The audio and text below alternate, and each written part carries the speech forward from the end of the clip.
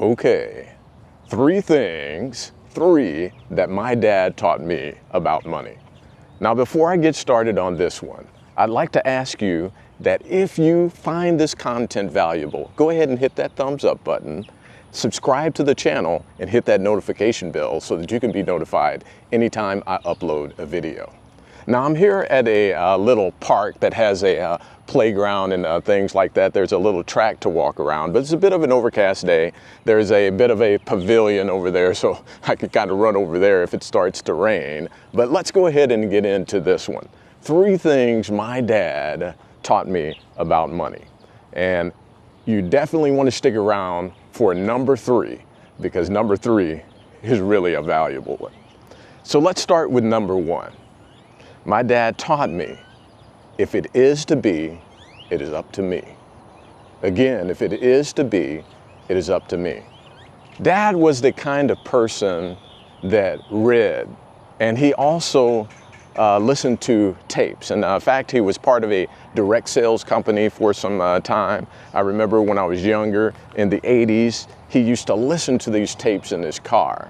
And from time to time, Dad would take us, me and my siblings, and to his appointments or whatever he was doing, and he would have these tapes playing.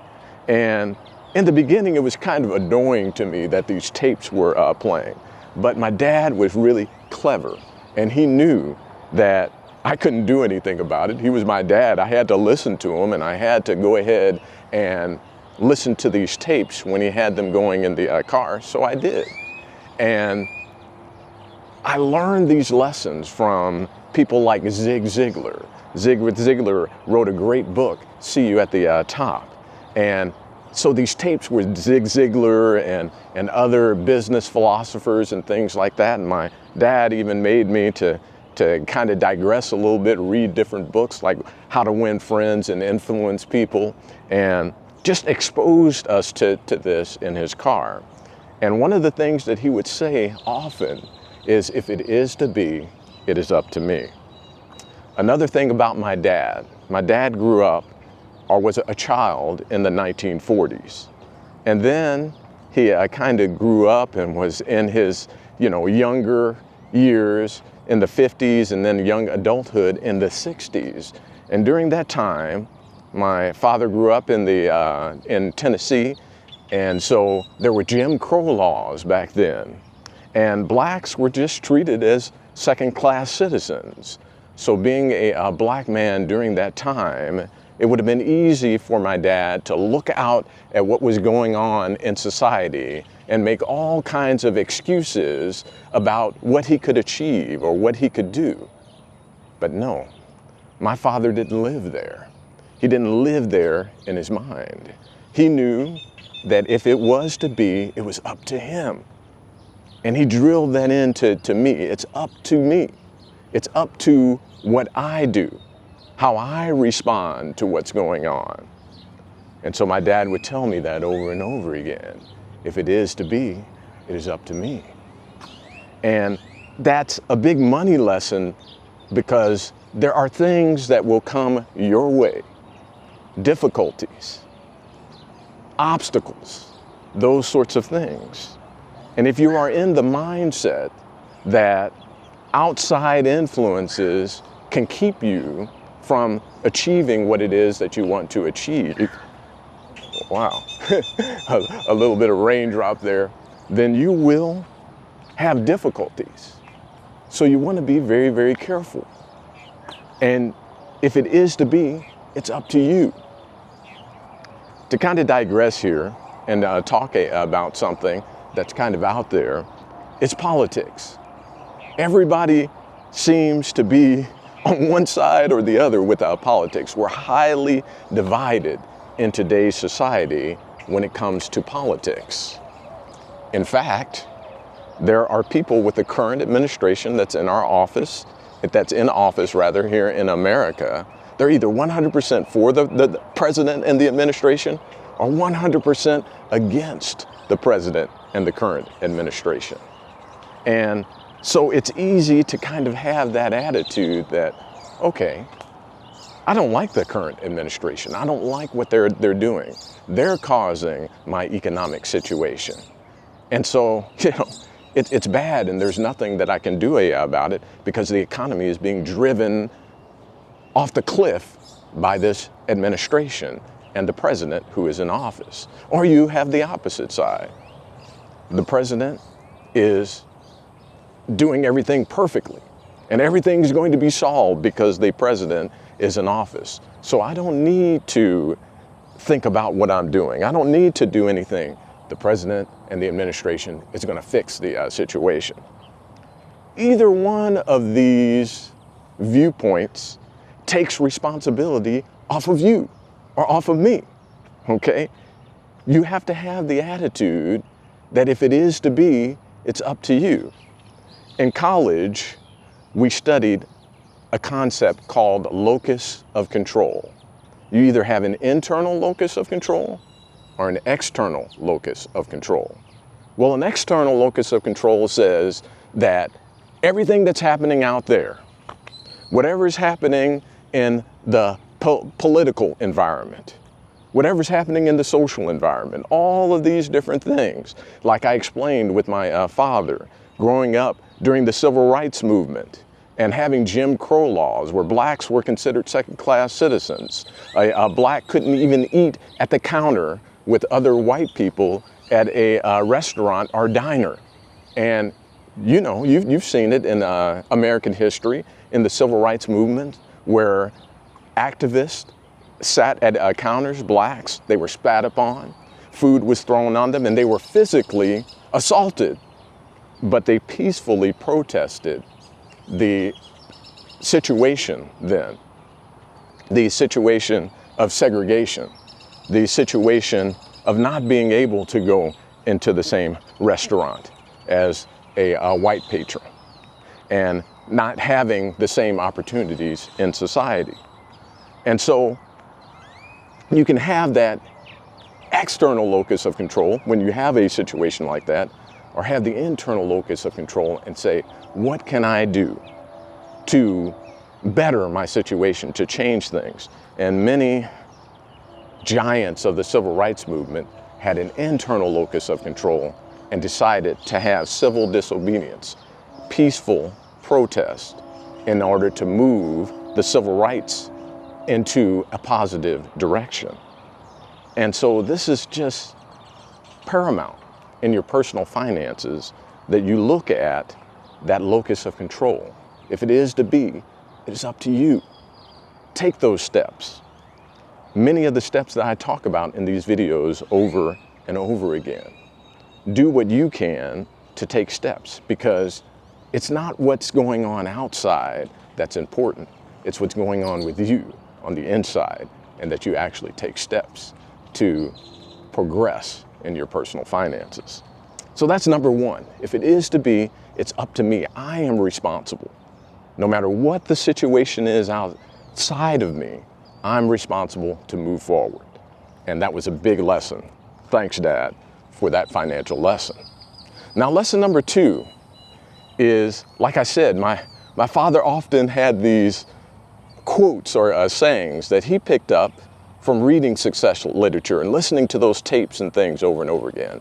And one of them that I heard over and over again was, if your outflow exceeds your income, then your upkeep will be your downfall. Let me say that again.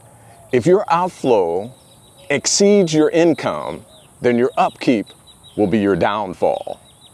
What this basically says is to live within your means. Now, my dad used to say this over and over again. He really didn't explain it to me in any detail, but he said it over and over again. And so my dad did many things in his life to keep his outflow low. He drove his car. I remember it was a Dodge Aspen, and it had a 318 engine. He always used to tell me that. I think that's right, 318 engine block. And he kept that car and kept it up for years and years and years and years. Now, my father could have purchased a better car. My father worked 2 jobs. He was a teacher a math specialist with his master's degree. He got all the way through to his master's degree. So he's a math specialist who taught math, and he also worked at a grocery store, National Supermarkets. He had that job from when he was young and kept it after teaching. So he would go do that job, working in the bookkeeping office and on the floor at the grocery store after he got out of his teaching job, and he also did that during the summers. So he worked hard, but earned a good living, and he could have purchased a better car. But he didn't do that so that he had more resources to help me and my siblings, to help us have a better lifestyle, to help us have more opportunity, to help us have more access, to move us to a better area in the suburbs to have better schooling and better opportunities overall. And so he made sure that his outflow was low on things like cars, so that he had the resources to take care of us and to give us greater opportunity. So thanks, Dad. Thanks for teaching that lesson. And you want to think about that in your life. What kind of outflow do you have? Do you have such a big outflow on certain things? I think about big things. Do you have a car that costs you way too much money, these $700 to $1,000 car payments? Well, that outflow, if it exceeds your income, that upkeep to have the fancy car to look good will be your downfall. So it's a great lesson. And thanks for that lesson, Dad.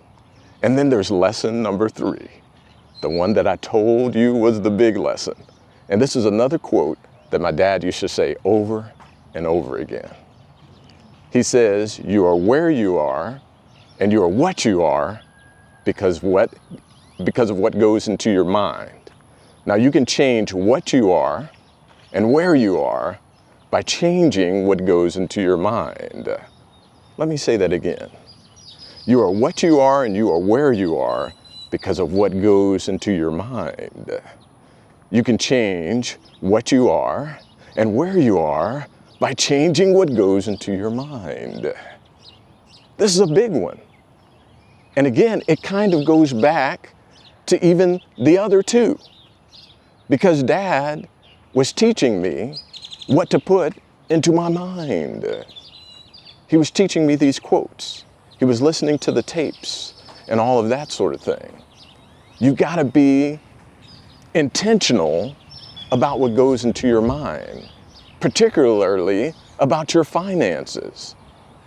Because, let's face it, especially with my dad, easily all sorts of negative things could have gone into his mind. My dad got his college degree at a time when just a little over 3% of blacks in 1960 even got their college degree. Now in 2024, it's about 20%. But back in the 1960, it was just over 3%. So my dad easily could have let that go into his mind. But no, he had positive things going into his mind, that he could be more, that he could achieve more. And I am the recipient of that mindset. But it's all because he knew that whatever went into his mind would influence what he's able to do and achieve and so on. So if you're having serious financial challenges, you want to change what goes into your mind. You want to read different books. When you're in your car, you want to listen to different things. Right now, you're watching this particular YouTube video. Congratulations, you're changing what goes into your mind. You want to continue to do that. You want to continue to develop your mind in a different way that sends you down a path of achieving financial success with your personal finances. How do you do that? Real simple. Like I said, one thing, you watching this video. But I suggest digging into different things like books. One of the first books that I read when I was broke and bankrupt, basically, is The Total Money Makeover by Dave Ramsey.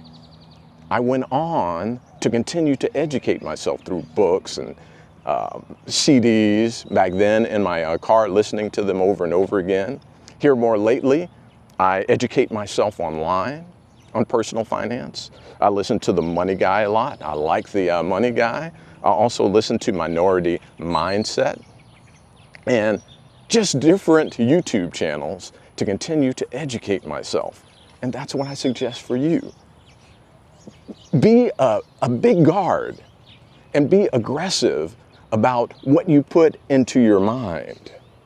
Make sure that you aren't putting the negative things into your mind that don't keep you on the path to making progress in your financial future. It's very important that you do this. My dad just always had these, like I said, little sayings and different things. He was putting things in my mind, and I think about how cleverly he did that. He didn't sit down and give me a long lecture. He just told me these different things. Just that one sentence, that quote. You're where you are and what you are because of what goes into your mind. And he let me kind of let that stew in my mind rather than trying to lecture me on it. Brilliant. Having those tapes playing in the car, they were cassette tapes back then. Brilliant. Thanks, Dad. Thanks for all of that. So let's get to you. What are you doing? And I'll give you a bonus here. My parents really didn't, and my dad particularly, didn't teach me the nuts and bolts of financial literacy. A lot of the things that I talk about here, what compounding interest is, what an asset is compared to a liability, steps to take to actually get your finances together and have financial literacy. Things like having a $2,000 emergency fund. Things like making sure that you're taking advantage of a company match and investing in things like paper assets in that company match. Things like index funds, like an S&P 500 index fund. Then getting rid of consumer debt, that high interest debt like credit cards, because that is using compounding interest against you rather than for you, getting rid of that. And I'm really a kind of a debt crusader. If you can get completely out of debt, I highly recommend that. But even if you're in that camp of having some good debts, like some argue having a mortgage for a home is a good debt. And it's even a better debt maybe if you're using that as an investment property where someone's renting that out and you're actually earning income from that. But there's some risks involved there. So I'm a real crusader of if you can get completely out of debt, get completely out of debt. But getting rid of that consumer debt. Having a 3 to 6 month emergency fund so that you can respond to any big emergencies like a job loss. And you may now even extend that to more 9 to 12 month emergency fund, just because we're going through so many things economically now. So all of those things, and continuing to build on financial literacy so that you're building financial security for yourself for either retirement, or I like to think of it as a transition to where you can do what you want, when you want, however you want. And there are some more specifics as far as how to land that plane to where your assets pay for your lifestyle. And so there's some real kind of nuances and specifics that are important to be successful at that. So there you have it. 3 different things. The basics here is, if it is to be, it's up to you. Personal responsibility. Take responsibility for where you're at and where you're going to go. Then, if your outflow exceeds your income, then your upkeep's going to be your downfall. Live within your means. And then finally, you're who you are, where you are, and all of those things because of what goes into your mind. Change what goes into your mind, and you'll change yourself to having success financially. Thank you for being with me and listening. Go ahead, subscribe, hit that like button, and hit that notification bell so that you can be notified whenever I upload a video. Thanks.